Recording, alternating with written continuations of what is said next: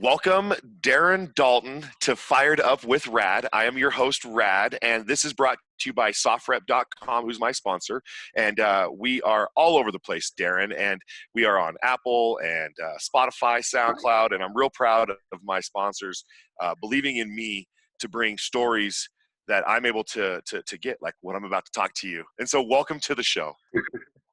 Thank you. I love being here, man. I've been a fan for a long time. I'm glad to be on. Well, the feeling is 100% mutual, Darren. I have been a fan for a very long time, and I'm just going to jump right into it. So today's podcast, we're talking to Darren Dalton, who is the Soch from The Outsiders, which was directed by Francis Ford Coppola. Am I right about that so far? You are right about that. You are. You got it. So far, you're scoring 100%. And that book, which was written, that has been transitioned into a movie now, is studied in high school. And that's what I want to kind of bring to your, frontal lobes that you have. It's like, what do you think about that? Like, how does the dopamine affect your cerebral cortex when you think that the movie you were in is studied? And it's only one of the two movies that I'm going to talk about that are studied in both schools. Yeah. Well, Outsiders is special. It's, they just released, was it last year or maybe 2 years ago? They just released the 50 year anniversary of the book itself. And the movie we shot in 1982. So I didn't know there would be math. Otherwise that's a few years ago, but it's amazing how much love it still continues to get. And it's just because it's a universal story written by a young girl, 16, 17 years old when she wrote it. So it's got a voice that I think speaks to a lot of youngsters.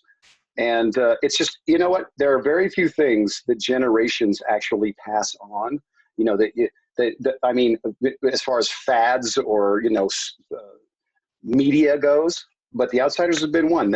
When I go to, they just revamped the house. They bought the house. Danny Boy O'Connor, the singer from House of Pain, he bought the house that they filmed in, that the three brothers lived in the film. It was going to be torn down. He bought it. He redid the foundations and tore things down, and he rehabbed it and made it exactly like it was in the movie. Exactly. Awesome. That's awesome. Found the same pictures on the walls and turned it into basically a museum. And it's got a museum in the back and a gift shop, and it's a wonderful thing. You can take a bus tour to go around the city and see, that's the park where they drowned Pony Boy, and that's over there where Johnny lived.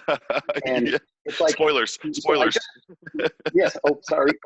No, it's okay. Right, and that's where everybody died. But it's really amazing to me. I go back to Tulsa. I see people there. I help them. I went back during the fundraising part of getting the thing going and stuff, and the awareness raising, and so many people bring their kids, and like three generations a lot of the time, where you have here's somebody, and then here's their kid, and here's their kid's kid, and it's just an amazing thing to see families share that kind of situation. It gets me a lot of love. It's because it is generational, right? Like Outsiders is 50 years old, the book, right? So generations have come and read it, and then it was turned into an adaptation into the screen, a silver screen, where you got to be portraying one's imagination of the Soch. That's you. Did they do anything specific to you mentally to prepare you before you went on set? Like, was there something? Like, did Francis Ford Coppola, was he the kind of director that just said, hey, this is what I want you to do it because I cast you, Darren, but I would like you to expound on Darren in this way. What did he tell me? Francis was more of a puppet master in a good way. It wasn't like he shared what he was doing. He just did what he did. First off, the casting situation for this film is like nothing I ever experienced after that. And it shows in the cast. We were flown in. I had an amazing story myself because they did a nationwide talent search. I was in Albuquerque, New Mexico. I actually gave a ride to a couple of kids in the theater department, and they said, yo, you should come in too. And so I came in, and boom, boom, boom, just happened. So suddenly they're flying me to Los Angeles, and you know, driving, you go onto a sound stage at Zoetrope Studios at the time, and you know, as you get closer, you can hear opera playing, and Coppola's playing opera, and you get in, and it's not like you're going into an office and sitting down for 5 minutes like you would in most auditions anymore. It's like you go in and there's 50 other guys there. And I thought, well, it'll be 50 guys like me, you know, a bunch of nobodies, but it's, you know, but it's Scott Baio, you know, and it's Mickey Rourke, and it's you know, it's all these people that you had watched on television, you know, that were your age. And so then, we read a lot of roles. We did a lot of improvisation and things. Did you go up against Charles in Charge? Did you go up against Charles in Charge for the part? Is that right? Did you really, bro? I did. Well, this is the thing, though, Rad. I never read the role that I got in the auditions. I always read other roles. And really, when it came down to it, they did a final audition in New York that had 2 people for each role. And they flew me to New York. After they flew me to LA twice, and I'm like, this is, you know? Yeah, right. And they fly me to New York, and I'm reading for the role of Dallas. And at the time, I got the fro happening because this is the '80s, man. Yeah, and you do have curly hair, dude. You do. Yeah. Oh, and I was working it, and so they cut it back and they greased it, you know, and they did the whole thing, and I'm like, I'm getting close on this to play Dallas. Suddenly, into the studio walks the most handsome person I've ever seen in my life, Matt Dillon. And I just said, and I'd seen him in Over the Edge, I think, at that point. And I just went, oh, I'm done. You know what I mean? I'm finished. But he was the second choice on that. So the 2 of us, they took us into a recording studio, and we read the complete script. Each of us read half of the script, and they recorded it. And I kind of thought, well, I'm done, because this guy's freaking Marlon Brando reincarnated, you know? Right. And then ultimately I left, and I went back and started, you know, jumped back into, I was doing like some plays at the time and things like that. And I got a call, and they said, we would like you to come out and play the role of Randy. So I went back and got the script, and I was like, what? Who's Randy? And of course, I once I saw who it was and saw the you know, it really is a part of the heart of the movie. You know, there are moments there. It was great. And I just couldn't have been more excited. And then suddenly, you know, I get on a plane. I'm in high school, bro. I'm a junior in high school when this is happening. So, you know, to put that into perspective. That is mind blowing, dude. Yes, exactly. And they fly me to Tulsa, and the first thing that they did is they put the socias. I arrived quite early. They put the socias on the 16th floor.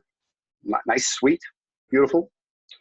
And they gave us leather-bound book, you know, script books, and they gave us, you know, these awesome Nike, you know, colorful sweats to do the workouts and things like that. The greasers, 6th floor, down low under us, right? Not sweet.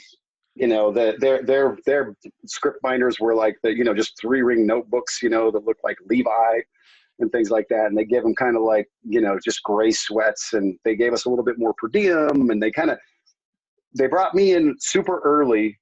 This is how smart this guy is, right? He brings me in super early. And so I get a chance to kind of bond with the greasers, even though I'm a little bit outside of them, but I get a chance to bond with them. And then about 2 days before we really start getting down, he brings Leif in, Bob, right? And so he doesn't really even have a chance to get in with them at all. And so he's kind of on the outside totally. And it just built this dynamic that you do see in the movie, you know, I think you feel, but it reflects how they approach the whole film. You know, the casting, look at the cast. I mean, the cast is ridiculous. Tom Cruise, you, Patrick Swayze, Karate Kid, you know, Ralph Macchio, right? Yep, C. Thomas Howell. Okay, another Wolverine, right? You guys kept together. What's up, right? Do you get that a lot? Do you get Wolverines a lot? when they find out you're a You know Wolverine what? I either get Do It for Johnny or Wolverine. One of those or two. You know, Wolverine. I get the way you were the bug eater, right? You're the bug eater. Yeah, it's I you, like it. dude. Oh, bro, with C. Thomas. Okay, so The Outsiders is totally awesome, and there is Yes. probably like so many more stories that you could pull out of that. Like, what was like the most treacherous thing that could have happened to you on Outsiders? Was anything ever like? Did you almost cut a finger off? Did you almost slip and hit your head? Was there anything like that on set for you? You know, it was a rigorous shoot. You know, when you think about doing the drowning scenes in the fountain and things like that, it was icy cold. It was frigid the nights we did those. And I luckily didn't have to go all the way in the water. You know, Tommy as Pony Boy, and then Francis again getting, let's be hard on Leif. Gave the, had this idea, what if Tommy pulls him all the way into the water, and so but it was cold. But listen, I mean, that it's, if you're going to compare the two of Red Dawn and that, then this was a walk in the park. You know, Outsiders was awesome. Right, because now let's transition into Red Dawn, Yeah. 1983 maybe, 84, yeah, somewhere in 84, there, yeah. right? Okay, it was. Yep. Okay. Let me tell you my remembrance of Red Dawn. Awesome. I was 9 years old. My dad was a Green Beret, full on here in Utah. He's like, we're going over to our buddy's house, who's another Green Beret, and his kids like me and him. So then all of a sudden, we're all just sitting in this house with like 3 other homie Green Beret guys that are like my dad's guys from the team. And they take this red cassette beta. We had VHS, right? So it was beta, and it was red. I remember it was bright red because it was Red Dawn. Nice. They put it in, and as a Green Beret son, I was like, where's my BB gun? Where's my spider hole? Where's my kicks? I'm going to be eating some kicks. I'm going to wrap my shit with a scarf. I'm going to wear a beret. I'm going to be like, where's that at? Where's the Hind helicopters? I have an RPG. I am ready, right? I just want you to know that's what influences so much of me in my life, right? Nice. What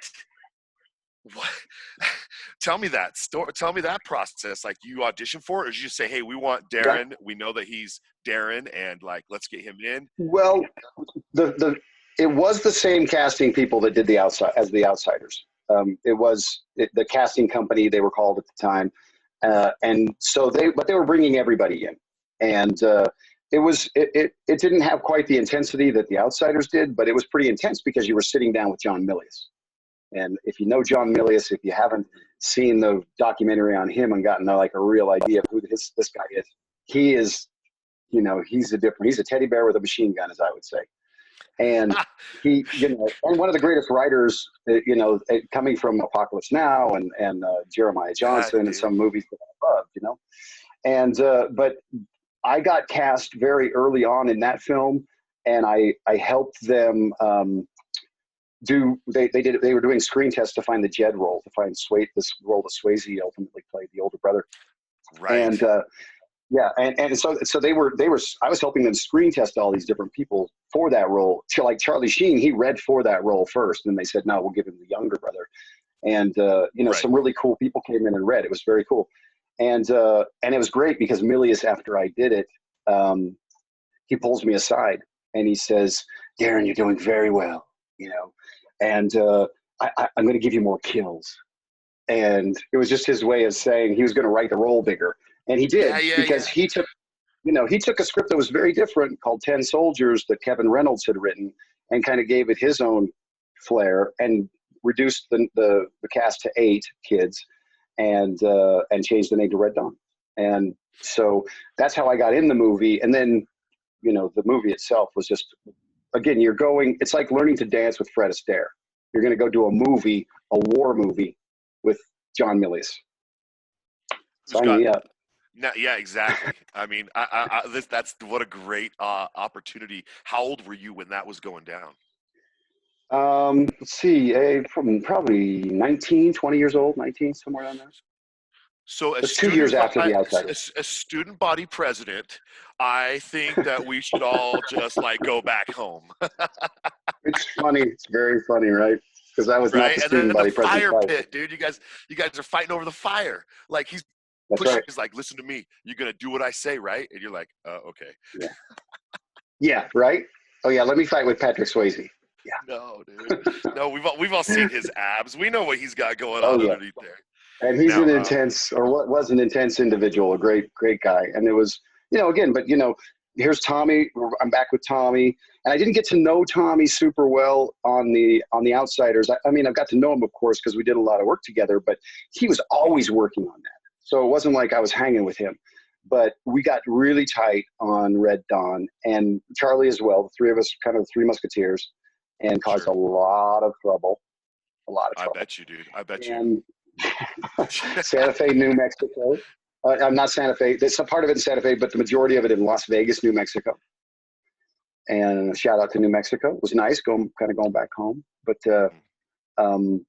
we did about a month's worth of training, of really intense training with a gentleman named John Early, who had more, at that time, had more, had parachuted into combat more times than anybody living. Oh, so he had combat jumps into combat as a military personnel, and that's really rare. Student. Yeah, it was cool, and he taught us everything. And at the end of it, we kind of got to challenge the New Mexico National Guard to a paintball contest, awesome. and it was fun because we were all, we got to design our own costumes in that movie and stuff. So we were all camoed out. We've been, the poncho that I wore, the blanket, that was stuff that I had kind of put together through the training process, and tying things on, and the knives that were there, Right. Milius was very, very adamant about, before we even got on the plane to leave Los Angeles, we had to be able to strip and reassemble an AK-47 blindfolded. I mean, he was serious. Proficiently. He wanted you to understand everything about it. Yeah, it was cool. Like the cleaning kit is in the stock. Yes. No, he was into a lot of he wanted the authentic experience. It was a cold, treacherous shoot. We were up in the mountains in New Mexico through October and November, and occupied territory. I remember. Yeah, exactly. Oh, and that opening. I mean, that's probably one of the best film openings ever. And it was a really fun. Again, I'm working with. Here we are with 8 youngsters, fantastic people: Leah Thompson, Jennifer Gray, and again, and Charlie. I mean, Charlie's a good time, and C. Thomas as well. I mean, like C. Thomas, hello. If he didn't drink the blood, he wouldn't have been so badass. Okay, so like literally that from me to you, that's the moment when like he tipped that cup, man, and he's like, yeah, and then he's like, I wanted more of that, and I was like, Dad, I need some deer blood, like now. And it's for people that are fans of that movie too. It was an intense experience. I mean, I get a lot of people that come up and they just really, it's an intense experience. I can't believe I just dropped that again. Hold on. Sure. You're going to edit this, right? Yeah, it's already being done right now. It's all in post already, right? Like it's already being edited. No, we're raw dogging this, bro. This is going up. Okay, good. So like earlier, I know you and I have talked just a little bit, but this here, I just want to point out behind me, if everybody can see it, is a green beret of my dad, who's no longer with us, and that sits right here, as well as his ID card and his coin and all that. But this is the guy who deserves to be on the show with you. That's why this is here, okay? Because I'm bringing Dad full circle. Yeah. That's good. I love it. And again, this, Red Dawn also gets that same love of the, of fathers and their sons kind of, come up at the same, and say, we love that movie. We watched it together. And it's like that. Those are great movies to have been in, the ones that, families enjoyed together. That was a cool thing. 100%. I mean, that influenced me. After we watched that movie, we went outside and we climbed up a huge, like, oak tree, if you will, and we did Australian rappels down it.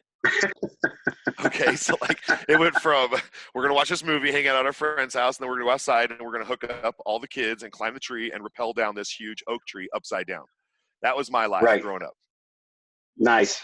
Well, and like I said, Milius was he wanted it to be an authentic experience, and he like you mentioned the spider hole scene, the spider hole ambush. He put us down in those holes and covered us up far before we were supposed to jump out of there. We were down there while they were setting up. we were down there while they were, he kept us in there. It wasn't like he just, 2 seconds before they went, they put it in, closed the top and said, whatever.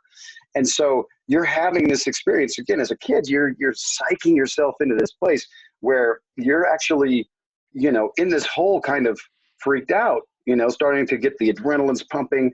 And then at the same time, when you pop up from it, you've gotten a very choreographed experience with the squibs and things like that. And so you'd be like, Papa, he'd say, okay, I want to, one here and then two shots there. And you'd see the squibs happen.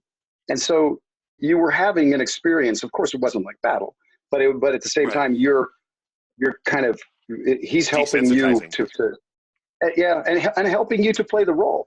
And to the point of where, when when we shot the scene on the top of the butte, which was the coldest day we shot, which was the day that I died. And there was already a lot of difficulty because the squibs were freezing and things like that. So the blood wouldn't flow. Oh, yeah, that's real. Yeah, that's true. True. And they're like building fires under the camera and stuff. So the film doesn't freeze. So they do that scene, right? They do that scene, and it's a very long scene. If you watch, there's a wide shot that's a very long shot. It's the whole scene, and then it's Swayze coming back and like crying a little bit, and then getting on his horse. Yeah, and then Tommy, of course, like, I'll do it. and then everybody gets on the horse, and then boom, and they ride off, and it just shows us, and it shows them disappearing into the distance. So when they're doing this wide shot, it's really cold, and I'm worked up, because I've got to be emotional and stuff. I'm dying. And I do the scene, boom, I get shot, I fall forward, I fall on the ground. I'm falling with my face away from the camera and from the crew because they don't want to see my breath, right? It's easier for me to last this long time of trying to look. Right. So I'm looking away, and all I can see are them riding away in the distance. And my brain started clicking and saying, what if there is no crew behind me? And what if those people, the only people I know in this very cold place, are leaving me behind? And the hardest thing I've ever done was, there's a moment of like wanting to jump up and look behind me and make sure that I'm, but again, that's how psyched up you get, especially as a young actor. Right. You're like, man, James Dean, I'm going to jump right in there. And, as soon as they said cut, I was, jumped up, looked, okay. But it was an interesting experience because of that, because everything was done to help supply, that believability. Nobody was treated like movie stars on that movie, which was, I love that. I appreciate it. Yeah. I actually like that. I wouldn't mind some warmth on the set. I've done some films, and it's nice to have craft services off to the right. You are working, you are giving it everything you have. So having some of those creature comforts, but I also would be badass to have to drink out of my own canteen. It'd have to be also badass. Yeah. To have to got my own sling. I've got my boots from that shoot, or I used to have them, and they had grill marks on the bottom from us just standing on the grill on the fire to try and warm your feet up, because it's cold. You know what I mean? I mean, you're freezing, and it was. But again, then you go. That's the kind of movie that you go, and then you sit in the audience and you watch this happen, and it just blows your mind. That you were part of that. So that was cool. Well, I never thought, now if anybody goes to watch Red Dawn, there's some spoilers here. I never thought that anyone in the Wolverines would have swallowed a bug. Okay. Second, I thought it was so cool how it's like they hit the side of it. And he's like, yo, man, like it's you, dude. Like, this thing's wrong, He's like hitting it. He's like, what? And so all these little things are just flashing through my head, like the whole entire movie, the ambush position in the snow, all of a sudden, the dude hanging over the turret of the tank after he gets shot and they throw the grenade in there, trying to do it after you rescued the colonel who got shot down in an occupied territory. Yes, Powers. Yep. Yeah, rest in peace, right? I mean, he just recently passed away a year, maybe 2 years ago, but wonderful guy. And he's also, he was in Tombstone and Year movie, yep. And but he's the colonel, you see. He's just like throwing the football. I mean, imagine being him coming in and working with eight punks. I mean, it was like he had an experience himself. It was a whole different experience too. So. Yeah, exactly. And I I do have some experiences. I worked with Anthony Hopkins on The World's Fastest Indian, and he had some comments about somebody's like, is that how you're going to do it? And I can't say explicitly what he said, but he's like, you're going to be in a scene with me, right? That wasn't to me. That was to someone else. He looked at me and he's like, your name's Aaron, right? And I was like, it's Tony, right? And we moved on. We were fine. But Nice. but having someone on set who's willing to say, hey, man, is that how you're going to do it? You know, like a Yeah. bitch. You're going to really step up Yeah. in the scene like that with me right now? I'm just being Yeah. straight because Yeah. dude, now, were there any helicopters that were actual in that movie? Were the Hinds there? Did you guys have those Russian helicopters? You know, they tried to get the actual helicopters and they were denied the actual helicopters. So they just basically retrofitted existing helicopters with some of to make them look that way. Yeah, because I remember that being a big thing that they were trying to get them, but you know, the movie had a lot of controversy around it.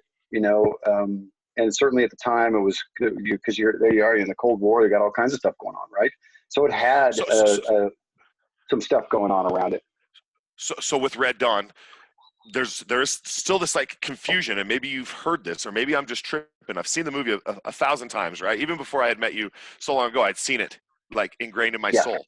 So was it Cuba and Russia, or was it Mexico and Russia? No, it was Cuba. It is Cuba. It was the Cubans? Yes. Okay. I think so. Yes. Right. So it's Cuban and Russian because the Cuban general speaks Russian. Yeah. It's Spanish. You know and what I'm saying? That guy's I mean, Ron O'Neill, right? Superfly. I mean, he's another. Between he and William Smith, who was also in The Outsiders, and then played the Russian general, I guess it was in Red Dawn. Those were two just high-powered people too. I mean, it was a great cast. Oh yeah, dude, he's all standing up in the car in Daryl's dad's car. Very true. Yeah, good stuff. Like he's like it was great, dude. Your movie will be forever. Good. I'm glad you like it. It was. We all loved doing it, and we all grew so close doing it and things. And the nice thing is I'm still good friends with so many of those people now, especially, you know, Outsiders and things like that. I still see Ralph and still, you know, but, you know, like Leah, I worked with later on with her on a Western and stuff. She played my wife, and it's a good group of people. And Rob Lowe as well. He was in The Outsiders, right? Rob Lowe. Yeah, right. He's a little hard on the eyes, but he's all right. Yeah, no, my daughter, right? Still, dude, I'm like, Rob Lowe, I should just get her a poster of him from the 80s for her wall for now, because it's like he himself is also timeless. Yes. Okay. Yes. He's a good man. He's a good man too. Wade's World, bro. Yeah, right? Able to make fun of himself. Just a really funny guy. He was very funny on The Outsiders, I remember. It was a fun group of people. Ralph is a wonderful guy, a very serious kind of actor, and he was kind of older than the rest of us. And he introduced me to Springsteen and a lot of good things and like that. And you know, then Leif was there, and Leif introduced me to this stuff. And it was an interesting time. do you still have now? I remember that you're crafty with your hands, right? So before you were an actor, were you like in construction? My father was in construction. Before I was in The Outsiders, I was I was going to high school. So, but I got that bug and got those skills from my father. I still do a lot of that. I love doing that. It's just, you know, construction, cabinetry, things like that. I love doing it. So, yeah. Do you still have your cherry wood, beautiful desk? I don't have that anymore. That I didn't get that in the divorce. But I you know, it's interesting because I loved that. I built that beautiful desk, 2-person, big, huge desk. It was fantastic. But to be honest, it didn't go down like that. When we moved to another place, I ended up cutting it and making 2 desks out of it, and then ultimately it kind of phased out. You know, everything has a season, and that was a great gathering spot, though, wasn't it? It was just that was a chill spot. Yeah, I love that. You could just sit around the whole desk. Yeah, you know, it was a really nice desk. I remember that you made that, right? It's all handmade. Oh yeah, it was great. You know, Kristen Dalton, she and I were Yes. married then. We used to throw some pretty wonderful parties, and everybody come up, and that was just a great spot to congregate, and we had so much fun. So many great people. Yourself, and it's funny because we were all kids, but you guys were kids. You know what I mean? So you and David Stevens, who's Yeah, David, like of course. And one I want to side of my say heart. thanks to David. You know, he's like Yeah, he's the glue between us right now, right? So let's be he's honest, the David. man. David, Yeah, he also has been on the show, and there's an episode out there with David, and nice. I have nothing but love for Dave. Yep, That's it. he's the man. I love him. He is the Yeah, I man, wish he dude. was here right now. Yep. Now, did you see his rendition of the draft that you guys had to do for your draft day, where he did that whole thing? I just I want didn't. to I make you didn't. laugh.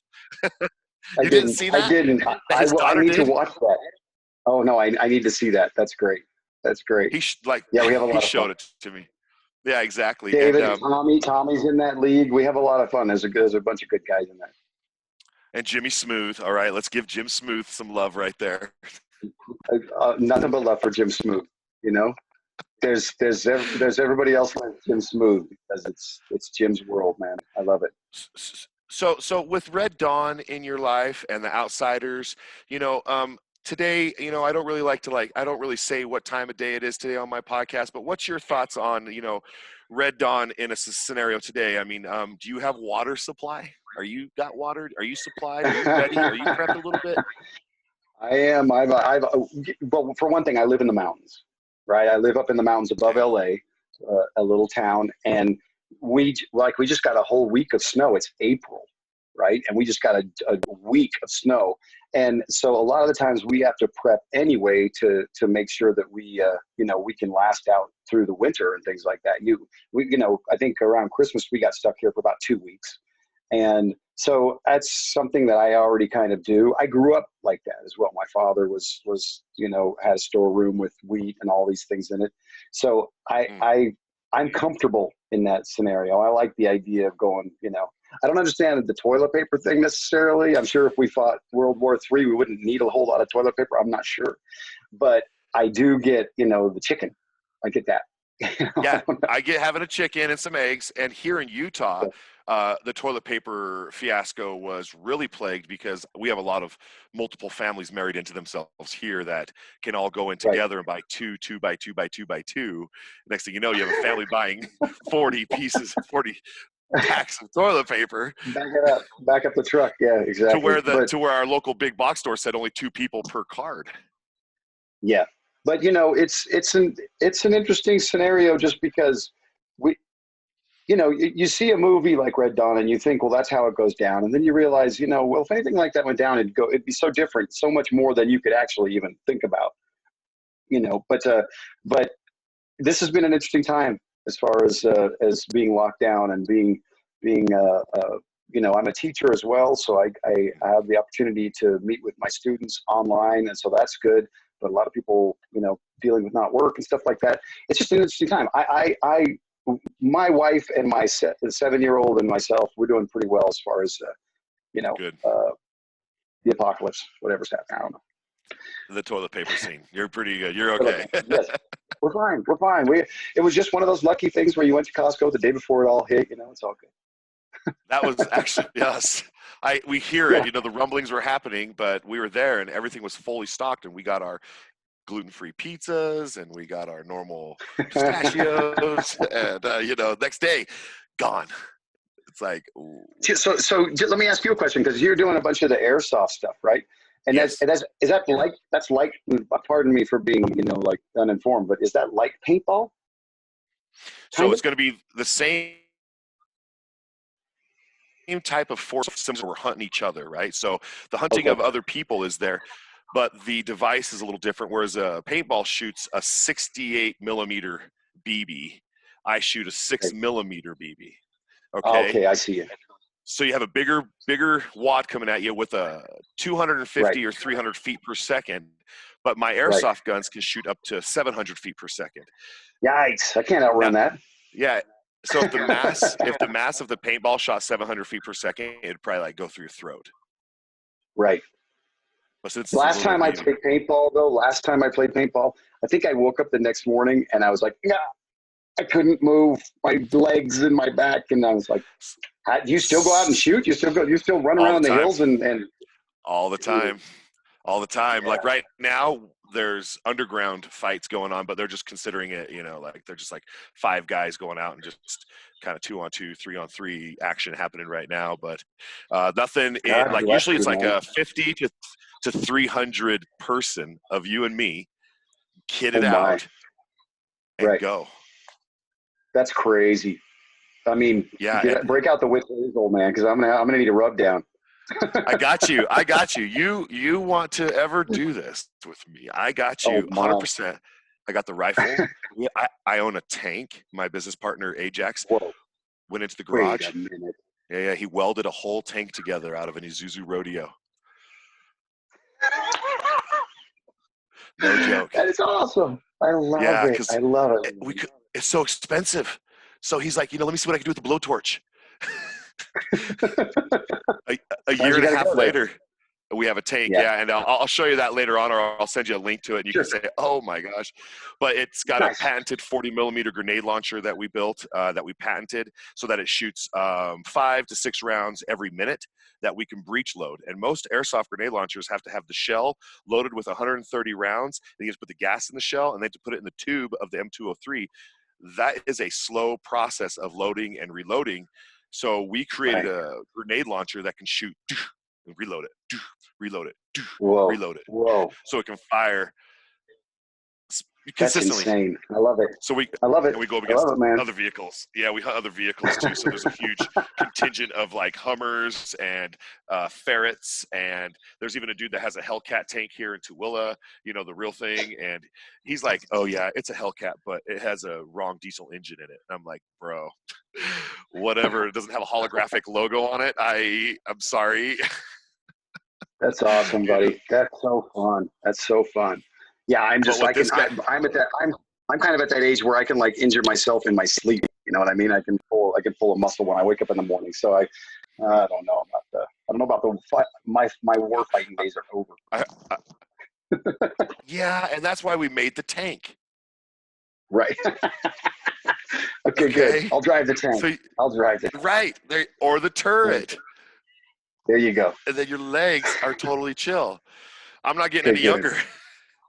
So I'm 42 right now. So when we got to know each other, I was about 24 when we first met. Wow.